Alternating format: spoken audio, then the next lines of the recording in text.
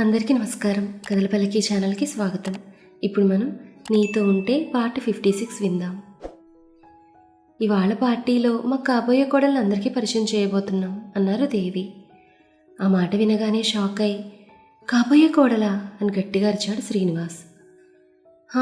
కాబోయే కోడలు అన్నారు రామరాజు గారు. కోడలేంటి నాన్న? అంటే ఏంట్రా, కోడలంటే తెలియదా?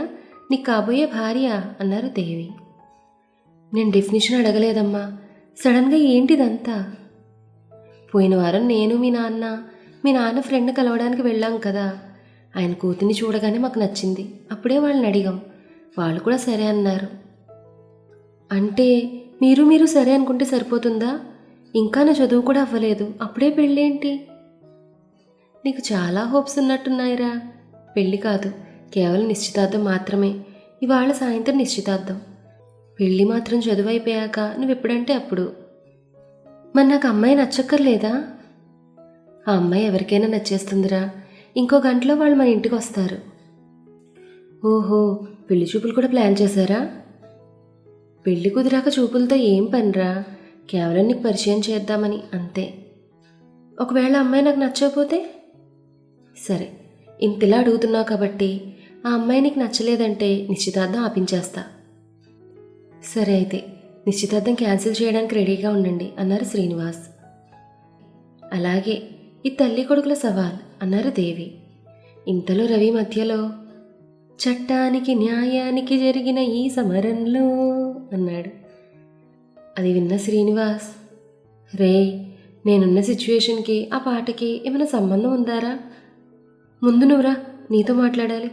సుజీ, నువ్వు కూడా రావే అంటూ ఇద్దరినీ తీసుకుని తన గదికి వెళ్ళాడు శ్రీనివాస్. ఎందుకురా టెన్షన్ పడుతున్నావు అని అడిగాడు రవి. ఎందుకా? అంత తేలిగ్గా అడుగుతావేంట్రా?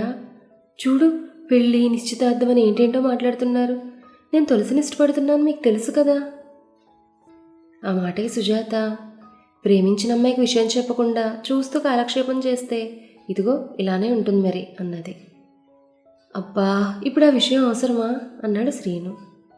ఇప్పుడు ఏమైంది శ్రీను? నీకు నచ్చకపోతే నిశ్చితార్థం ఆపేస్తానని చెప్పారు కదా, ఇంకేంటి ప్రాబ్లం అన్నాడు రవి.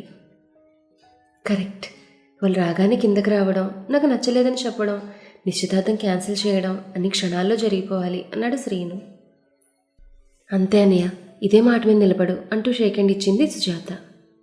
గంట తర్వాత, అన్నయ్య, నాన్న నిన్ను రమ్మంటున్నారు, వాళ్ళు వచ్చేశారు అంటూ శ్రీనివాస్ గదిలోకి వచ్చింది సుజాత. నచ్చలేదని చెప్పేద్దాం పదా అంటూ హాల్లోకి వచ్చాడు శ్రీనివాస్. అప్పటి వరకు నచ్చలేదని ధైర్యంగా చెప్దామని వచ్చాడు, కానీ అలా డైరెక్ట్గా ఎలా చెప్పాలో అర్థం కావట్లేదు. ఆ అమ్మాయి ఎలా రియాక్ట్ అవుతుందోనని అటువైపు కూడా చూడకుండా తల వంచుకుని నిలబడ్డాడు. ఏంటన్నయ్య, పెళ్లి కూతురు బదులు నువ్వు సిగ్గుపడుతున్నావు? అమ్మాయిని చూసి నచ్చిందో లేదో చెప్పు అంది సుజాత.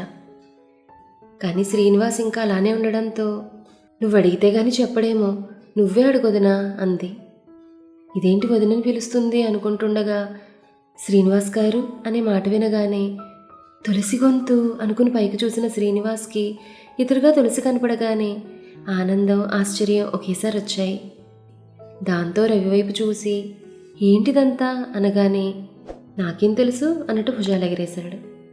తులసి మెడ చుట్టూ చేతులు వేసి, ఏంటన్నయ్య, మా వదిన నచ్చిందా లేదా అని అడిగింది సుజాత. చెప్పు నాన్న, నచ్చలేదంటే క్యాన్సిల్ చేసేద్దాం అన్నారు దేవి. నచ్చలేదని చెప్పడానికి మొహమాట పడుతున్నాడేమో దేవి అన్నారు రామరాజు.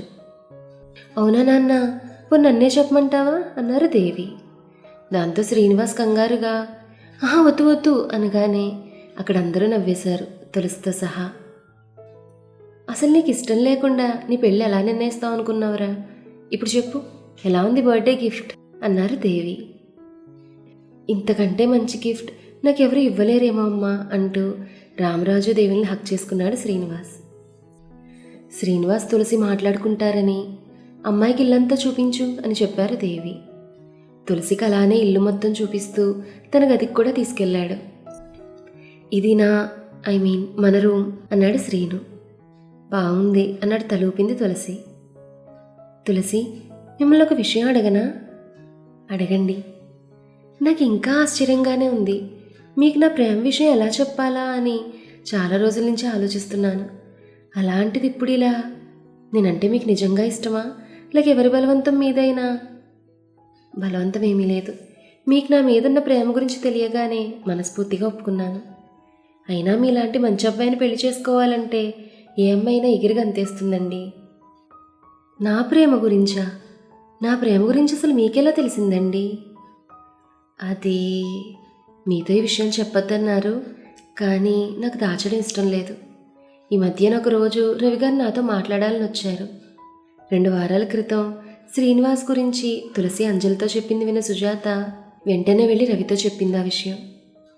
తులసికి శ్రీనివాస్ మీద అంత మంచి ఒపీనియన్ ఉందని తెలియడంతో రవి చాలా సంతోషించాడు. అప్పుడే రవికి ఒక ఐడియా వచ్చింది. 2 వారాల్లో శ్రీనివాస్ బర్త్డే.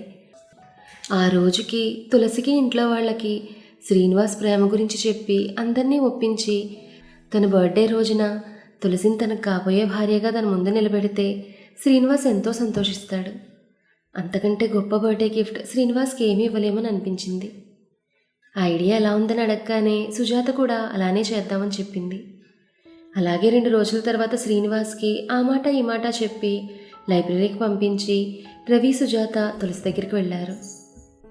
రవిని చూడగానే అంజలికి కంగారు మొదలైంది.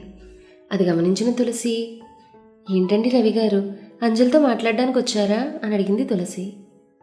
అలా అనగానే అంజలి తులసి వైపుకి సీరియస్ లుక్ ఇచ్చింది.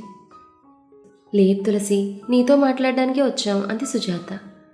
దాంతో తులసి, నాతోనా అంటూ రవి గారితో, ఓహో రికమెండేషన్ ఏమైనా కావాలా అంది. దాంతో అంజలి, తులసి అంది. ఇంతలో రవి, ఆ విషయం గురించి కాదు, నిజం చెప్పాలంటే రికమెండేషన్ తీసుకోవడానికి కాదండి, ఇవ్వడానికి వచ్చాను అన్నాడు రవి. ఏంటండి అర్థం కాలేదు అంది తులసి.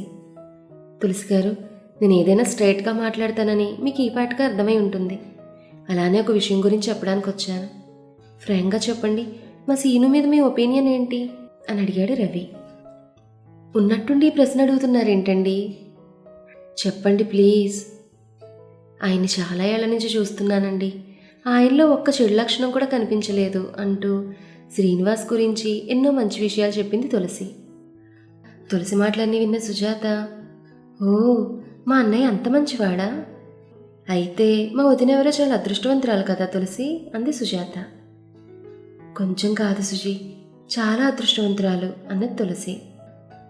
మరి ఆ అదృష్టవంతురాలు మీరు అవుతారా అని అడిగితే దానికి మీ సమాధానం ఏంటి తులసి గారు అని అడిగాడు రవి. దాంతో తులసి షాక్లో, ఏంటండి అంది.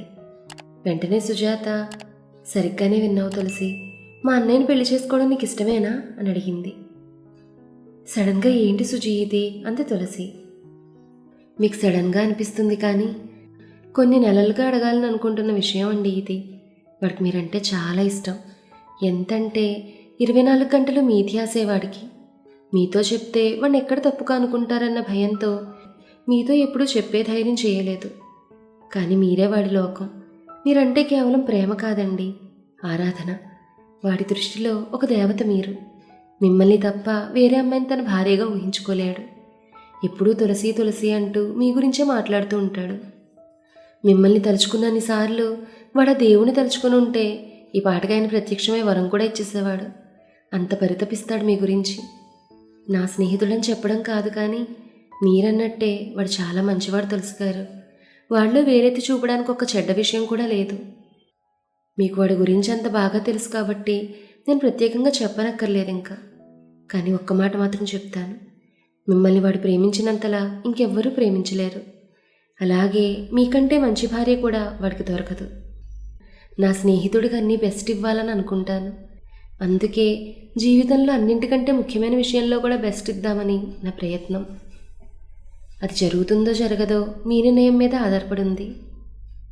రవిలా మాట్లాడుతుండగా ఇంతలో సుజాత, నీకు ఇంకో అడ్వాంటేజ్ కూడా ఉంది తులసి, నీకు ఈ ప్రపంచంలోనే బెస్ట్ ఆడపడుచు దొరుకుతుంది అంది సుజాత. దాంతో రవి, సుజీ ఇంత సీరియస్ డిస్కషన్లో నీ జోక్స్ ఏంటి? రాక్షస ఆడపడుచును పట్టుకుని బెస్ట్ అంటే ఎలా అన్నాడు రవి.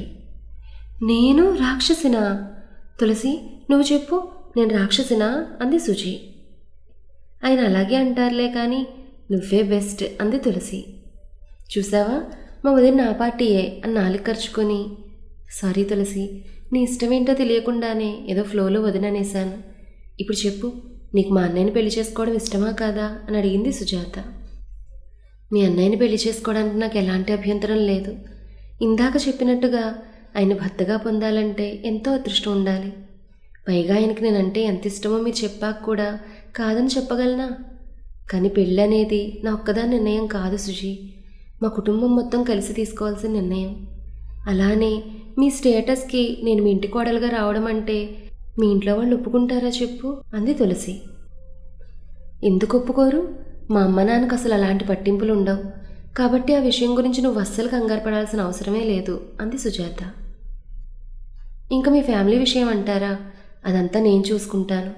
మరో 2 వారాల్లో సీను పుట్టినరోజు. ఆ రోజుకల్లా అంకుల్ ఆంటీయే మీ ఇంటికొచ్చి మీ వాళ్ళతో మాట్లాడతారంటూ తులసిని అడిగి వాళ్ళ ఫ్యామిలీ డీటెయిల్స్ తీసుకున్నాడు రవి. తనతో పెళ్లి విషయం అడిగిన తర్వాత అప్పుడు చెప్పినట్టుగానే తన దగ్గర మళ్ళీ ఆ విషయం ఎత్తని రవి మీద అప్పటికే ఎంతో అభిమానం పెంచుకున్న అంజలికి ఇప్పుడు తన ఫ్రెండ్ కోసం ఇంత చేస్తున్న రవి మీద ఆ రెస్పెక్ట్ ఇంకా పెరిగింది. రవి గారు, ఒక స్నేహితుడి కోసం ఇంత చేస్తున్నారా అని అడిగింది అంజలి. నా అనుకున్న వాళ్ళ విషయంలో నేను ఎంత దూరమైనా వెళ్తాను అంజలి గారు అన్నాడు రవి.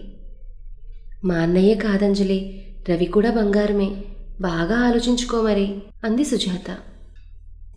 ఏ ఆపు ప్లీజ్ అంటూ సుజాత చెవిలో గొణిగి ఏదో వాగేసింది, ఏమనుకోకండి అని చెప్పి తులసితో, నన్ను నమ్మండి, మీ పెద్దలు నొప్పించే బాధ్యత నాది.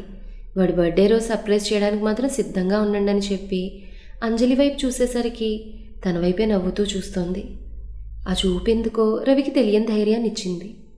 వెళ్ళొస్తానండి అని చెప్పి అక్కడి నుంచి శ్రీనివాస్ దగ్గరికి వెళ్ళారు రవి, సుజాత. మరి ఆ తర్వాత ఏం జరిగిందనేది నెక్స్ట్ ఎపిసోడ్లో తెలుసుకుందాం. ఈ కథ మీకు నచ్చితే లైక్ చేయండి, షేర్ చేయండి.